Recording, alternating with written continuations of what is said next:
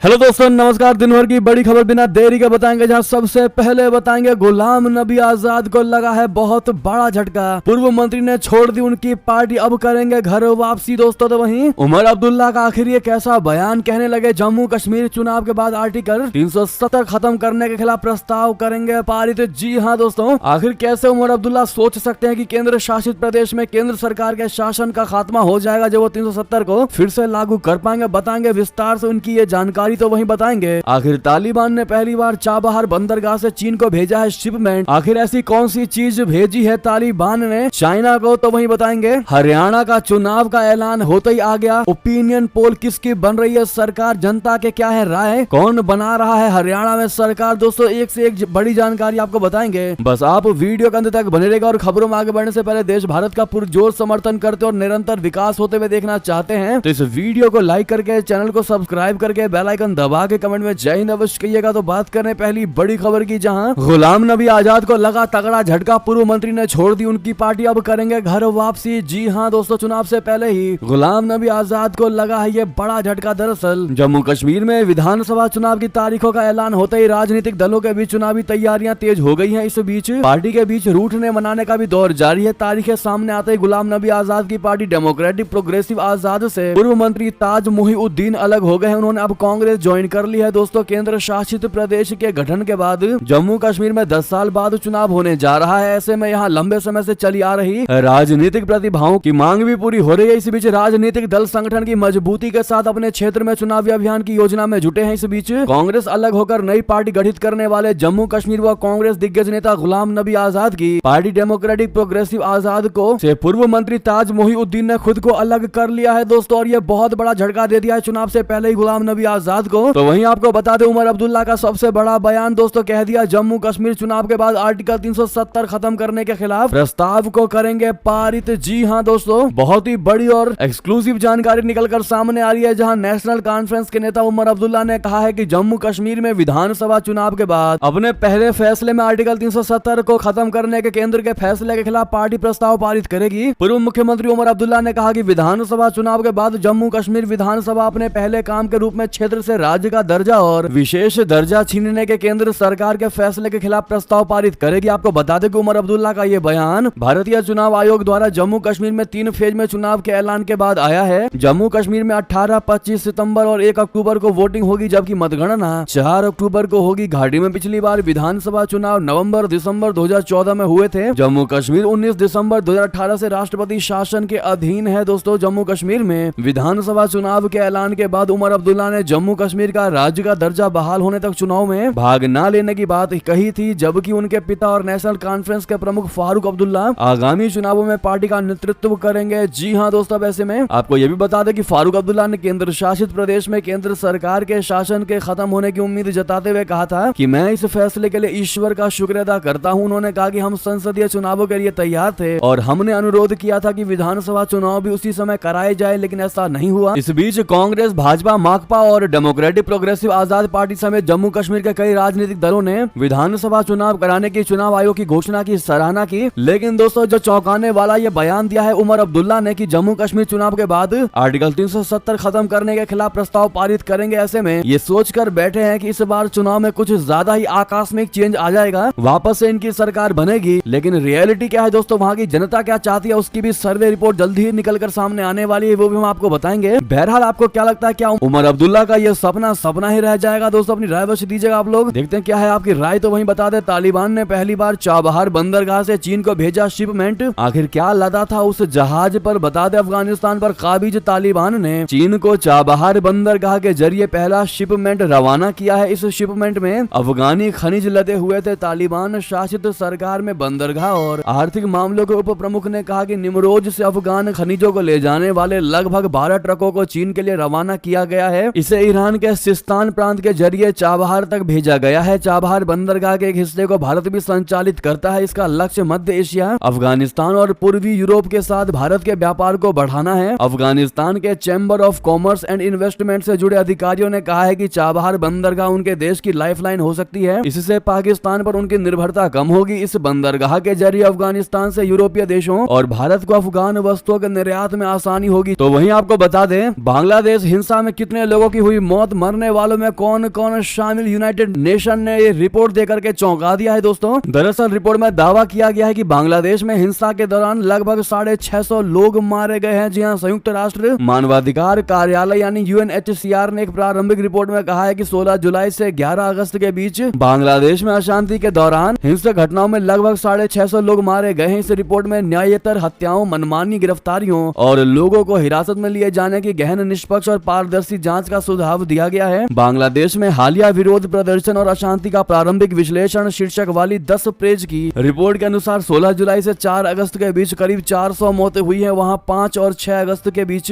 विरोध प्रदर्शनों के हिंसक रूप लेने के बाद लगभग 250 लोगों की मौत हो गई। प्रदर्शनों के सत्ता विरोधी आंदोलन का रूप लेने के बाद शेख हसीना को प्रधानमंत्री पद से इस्तीफा देना पड़ा था दोस्तों। तो वहीं आपको बता दें, क्या बांग्लादेश में हो पाएंगे स्वतंत्र और निष्पक्ष चुनाव? अमेरिका मैन मोहम्मद यूनुस ने इसको लेकर खा ली है कसम। बता दें, बांग्लादेश की अंतरिम सरकार के प्रमुख सलाहकार मोहम्मद यूनुस ने कहा है कि वो अपने देश में स्वतंत्र और निष्पक्ष चुनाव कराने के लिए प्रतिबद्ध हैं। उन्होंने ये प्रतिबद्धता बांग्लादेश में अल्पसंख्यक समुदाय खासकर हिंदुओं पर लगातार हो रहे हमलों के बीच जताई है। उन्होंने अंतर्राष्ट्रीय समुदाय को भरोसा दिलाया है कि बांग्लादेश समावेशी और बहुलवादी लोकतंत्र की ओर संक्रमण सुनिश्चित करने और ऐसा माहौल बनाने के लिए प्रतिबद्ध है जिसमें स्वतंत्र, निष्पक्ष और भागीदारी पूर्ण चुनाव हो सके। जी हाँ, नोबेल पुरस्कार विजेता मोहम्मद यूनुस ने 8 अगस्त को अंतरिम सरकार के मुख्य सलाहकार के तौर पर शपथ ली थी। उन्हें संसद भंग होने के बाद राष्ट्रपति मोहम्मद शहाबुद्दीन ने चुना था। ये फैसला आरक्षण विरोधी छात्र आंदोलन के बाद लिया गया था। मोहम्मद यूनुस को खुले तौर पर शेख हसीना विरोधी और अमेरिका समर्थक नेता माना जाता है। उन्होंने नोबेल पुरस्कार मिलने के बाद राजनीति में भी हाथ आजमाने की कोशिश की थी। तो दोस्तों वही बता दें, 3 दिन में हटाए गए गृह मंत्रालय के सलाहकार पूर्व पीएम हसीना के खिलाफ हत्या का एक और मामला हुआ दर्ज। जी हाँ, बांग्लादेश की अंतरिम सरकार में गृह मंत्रालय के सलाहकार ब्रिगेडियर जनरल एम सखावत हुसैन को छात्रों के विरोध के बाद नियुक्ति के 3 दिन में हटा दिया गया है। उनकी जगह लेफ्टिनेंट जनरल जहांगीर आलम चौधरी को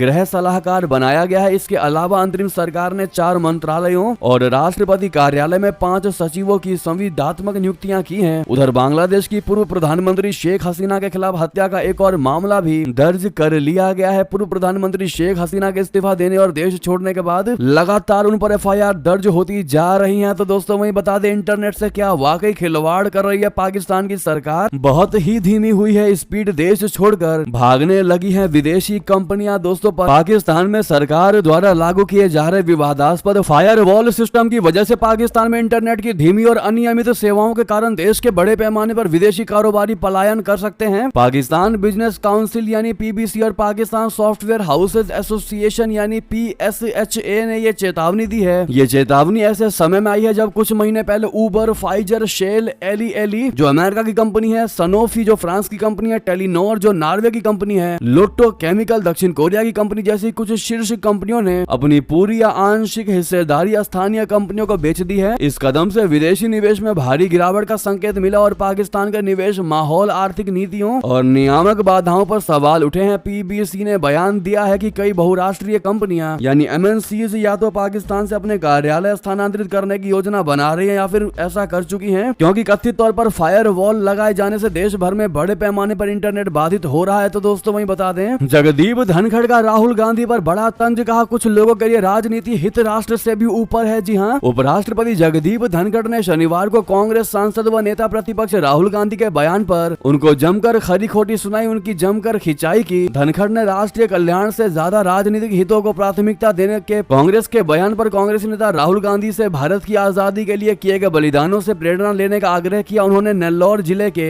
वेनकटचलाम में स्वर्ण भारत ट्रस्ट के एक कार्यक्रम में बोलते हुए कहा कि भारत बलिदानी पुरुषों से प्रेरणा लेने वाले ही देश को आगे ले जा सकेंगे। उपराष्ट्रपति जगदीप धनखड़ ने शनिवार को आर्थिक राष्ट्रवाद के महत्व पर जोर दिया। अनावश्यक आयातों को कम करने के लिए स्थानीय उत्पादन की वकालत की। धनखड़ ने भारतीयों से अनावश्यक आयातों में विदेशी व्यापार रोकने का आह्वान भी किया और उद्योग निकायों से इस मुद्दे को हल करने का आग्रह भी किया है। तो वहीं बता दें, जेलेंस्की के मास्टर प्लान से उड़ी पुतिन की नींद, संकट में पड़ गया रूस का किला, यूक्रेन से बुलाने पड़े हजारों सैनिक। जिया, रूस और यूक्रेन के बीच चल रहे संघर्ष में एक नई और चौंकाने वाली स्थिति उत्पन्न हो गई है। हाल ही में यूक्रेन ने रशिया पर एक आक्रामक हमला किया जिसने न केवल पुतिन के लिए चिंता बढ़ा दी बल्कि पश्चिमी देशों को भी आश्चर्यचकित कर दिया है। इस हमले के बाद रूस ने अपनी सुरक्षा व्यवस्था को मजबूती प्रदान करने के लिए और कुर्स्क क्षेत्र को सुरक्षित करने के लिए महत्वपूर्ण कदम उठाए हैं। दोस्तों, अमेरिकी सूत्रों के अनुसार यूक्रेनी बलों ने कुर्स्क पर जोरदार हमला किया, जिससे रशिया को अपने हजारों सैनिकों को यूक्रेन के मोर्चे से वापस बुलाने पर मजबूर होना पड़ा। ये सैनिक अब रशिया के मुख्य पूर्वी मोर्चे पर तैनात किए गए हैं। कुर्स्क और यूक्रेनी हमले ने रूस की सुरक्षा व्यवस्था को गहरा झटका दिया है और इस हमले के बाद रशिया ने इस क्षेत्र में कम से कम 1000 सैनिकों की टुकड़ियां तैनात कर दी है। जी हाँ, तो वहीं आपको बता दें, IMA के देशव्यापी हड़ताल से स्वास्थ्य सेवाएं बुरी तरह से प्रभावित। IMA ने कहा कि प्रधानमंत्री मोदी जी को इसमें हस्तक्षेप करना चाहिए। जी हाँ, कोलकाता में डॉक्टर की रेप और हत्या के विरोध में IMA के देशव्यापी हड़ताल से हेल्थ सर्विसेज बुरी तरह से प्रभावित हुई है। डॉक्टरों की हड़ताल का असर यूपी, हरियाणा, पंजाब, महाराष्ट्र, बिहार, झारखंड, कर्नाटक, गुजरात, ओडिशा में स्वास्थ्य सेवाएं पर देखने को मिल रहा है। इंडियन मेडिकल एसोसिएशन ने शनिवार को प्रधानमंत्री नरेंद्र मोदी से स्वास्थ्य कर्मियों के खिलाफ हिंसा पर रोक लगाने के लिए एक केंद्रीय कानून लाने की मांग की। इसके साथ ही एसोसिएशन ने अस्पतालों को अनिवार्य सुरक्षा सुविधाओं के साथ सुरक्षित क्षेत्र घोषित करने के लिए हस्तक्षेप की मांग कर दी है। डॉक्टरों के शीर्ष संगठन की तरफ से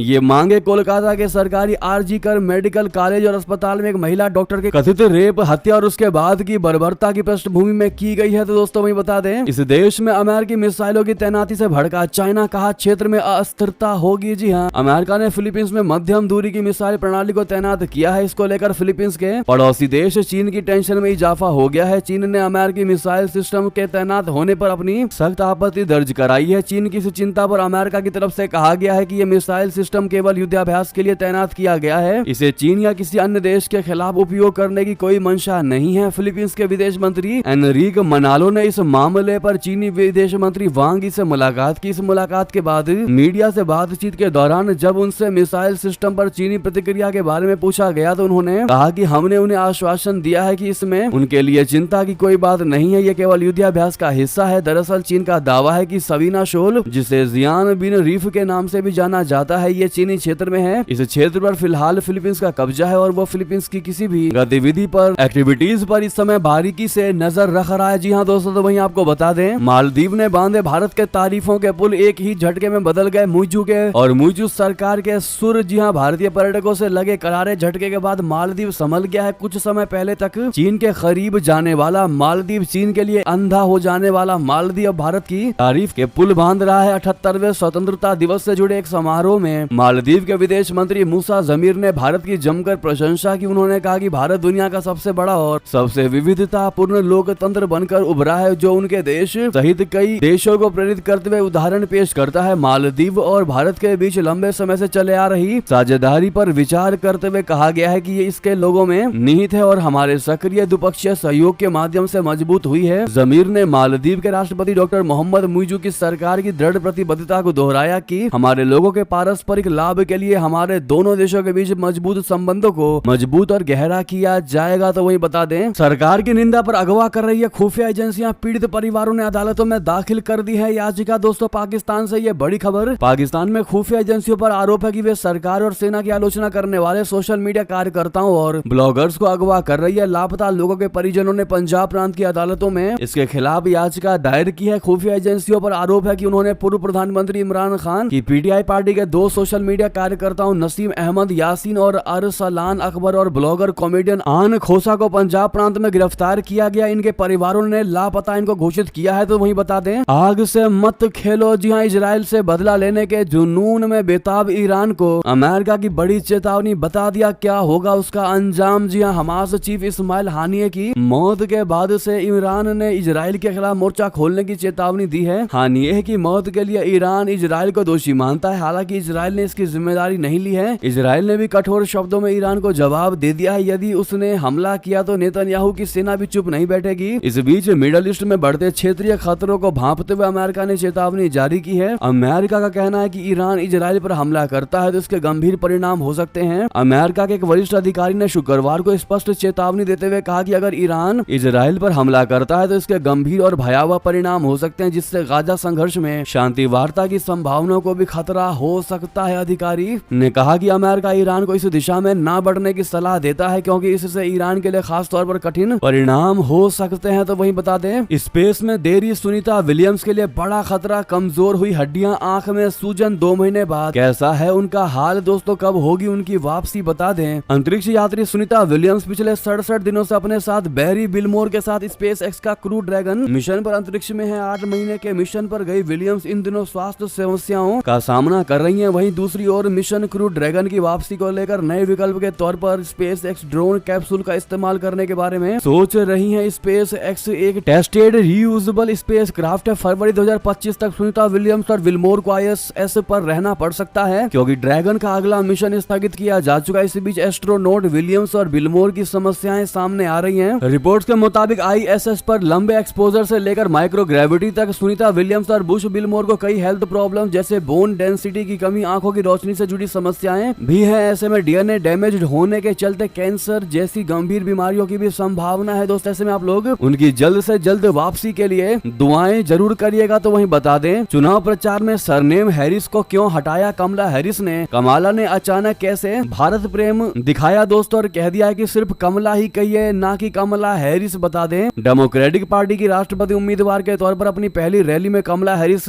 जब अपने समर्थकों को संबोधित कर रही थी, उस वक्त उनकी रैली में हैरिस हैरिस के बजाय कमला कमला के नारे लगाते हुए लोग नीले और सफेद रंग के कमला के संकेत पकड़े हुए थे। डेमोक्रेटिक राष्ट्रपति पद की उम्मीदवार की ब्रांडिंग में हैरिस से कमला में यह बदलाव जानबूझकर किया गया है। राष्ट्रपति जो बाइडेन के व्हाइट हाउस की रेस से बाहर निकलने और कमला हैरिस का समर्थन करने के 48 घंटे के भीतर डेमोक्रेटिक पार्टी के उम्मीदवार अभियान ने सोशल मीडिया को बाइडेन मुख्यालय से कमला मुख्यालय में बदल दिया है। दोस्तों ऐसा माना जा रहा है कि कमला हैरिस ने मतदाताओं के साथ व्यक्तिगत संबंध बनाने के लिए अपने राष्ट्रपति अभियान में अपना पहला नाम कमला अपनाया है। हैरिस से कमला में बदलाव करके और अपने अभियान के सोशल मीडिया को ब्रांड करके वो खुद को सुलभ और भरोसेमंद शख्स के रूप में पेश करना चाहती हैं। तो दोस्तों वही बता दें, अमेरिका में फिर लौटा कोरोना वायरस, टूटा 2 साल का रिकॉर्ड, क्या दोबारा दस्तक दे रही है ये महामारी? दोस्तों अमेरिका में एक बार फिर कोविड महामारी ने अपना रंग दिखाना शुरू कर दिया है। देश में पिछले 2 साल में सबसे ज्यादा कोविड मरीजों को ट्रेस किया गया है। इस बात की पुष्टि खुद यूएस